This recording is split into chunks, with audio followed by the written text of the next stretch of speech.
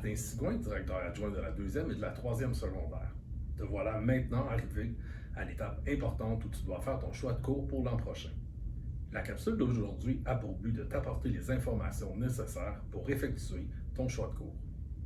Nous profiterons bien sûr de l'occasion pour te présenter les particularités des différents parcours offerts au deuxième cycle. Merci et bonne présentation.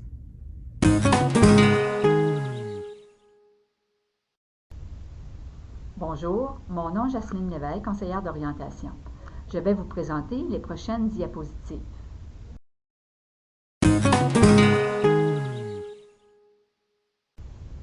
Tu es présentement à ta deuxième année au premier cycle et tu te prépares pour le secondaire 3. Voici un rappel des critères de promotion auxquels tu devras répondre à la fin de l'année pour y accéder. Premièrement, tu dois cumuler un total de 52 unités du premier cycle. Et deuxièmement, tu dois réussir le français et les mathématiques de deuxième secondaire. Si tes résultats du premier bulletin te préoccupent, eh bien rappelle-toi que la deuxième étape compte pour 65% de l'année. Alors tes résultats à venir peuvent vraiment faire toute la différence sur ta situation actuelle.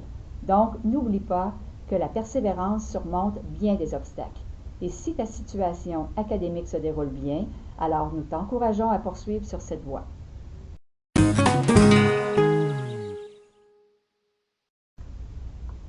Malheureusement, il est possible qu'à la fin de l'année, un élève se retrouve dans une situation où il ne répondrait pas à ces deux critères. Cet élève devra reprendre pour une troisième année son premier cycle. Autrement dit, il reprendrait son deuxième secondaire.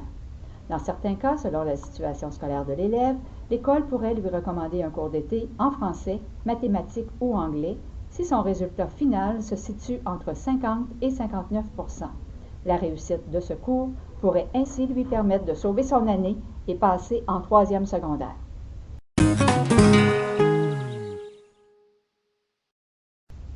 Commençons par le parcours axé sur l'emploi, le FMS.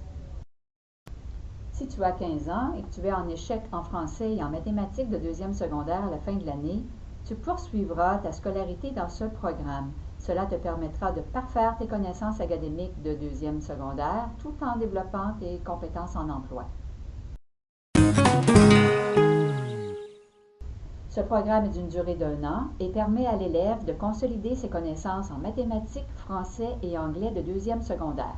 Et comme tu peux le constater, l'élève fera l'expérience d'une intégration en emploi grâce à un stage en entreprise. Ce cours se nomme Préparation à l'exercice d'un métier semi-spécialisé. C'est ce qu'on appelle une alternance études-travail.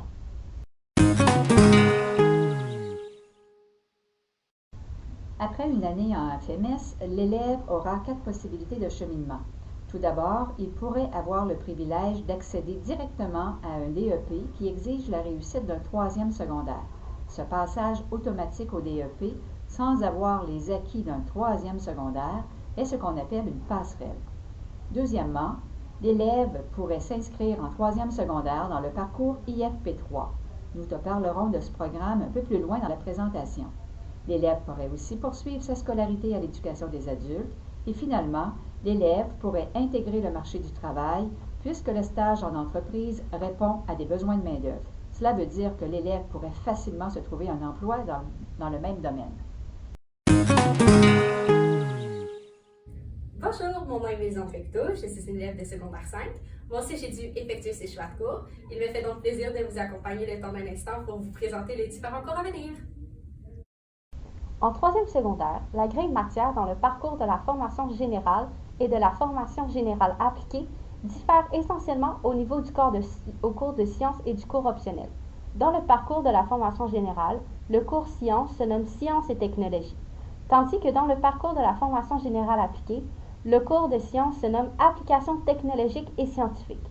Dans le parcours appliqué, les apprentissages favorisent davantage l'expérimentation et la manipulation technologique. C'est pourquoi le cours projet personnel en orientation est offert dans ce parcours puisqu'il permet lui aussi de faire des expérimentations par la manipulation d'objets. Le parcours de la formation générale, quant à lui, te propose un choix parmi 5 options possibles que Mme Lévesque va vous présenter.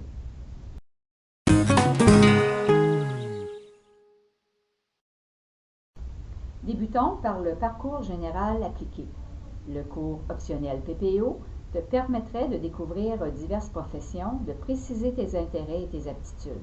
Une occasion pour toi de connaître les différents programmes d'études, que ce soit en formation professionnelle, au cégep ou à l'université. De plus, grâce à la manipulation de boîtes à outils, tu pourrais expérimenter certaines fonctions de travail. Tu pourrais aussi faire des recherches sur des professions, assister à des conférences, etc.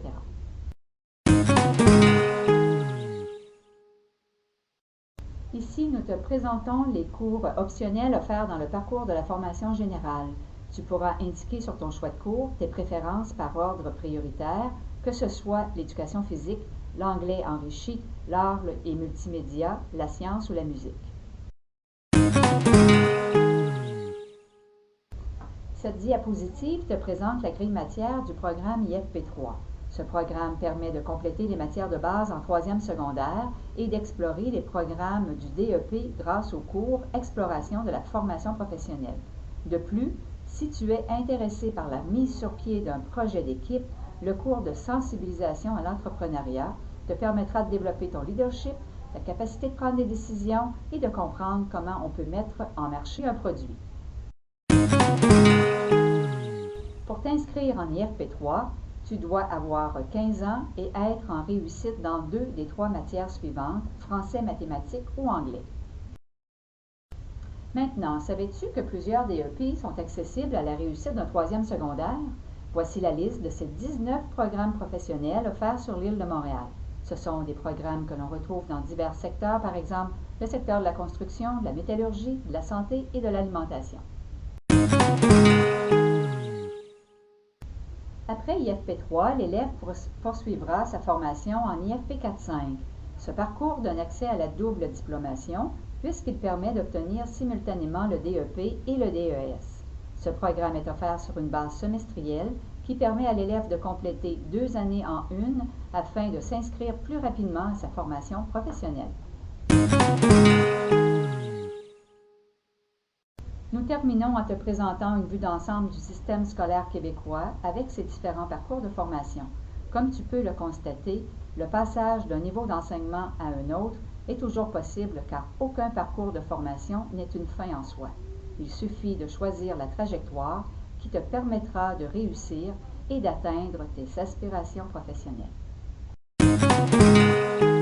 J'espère que cette petite capsule vous aura apporté les informations nécessaires pour que vous puissiez effectuer votre choix de cours.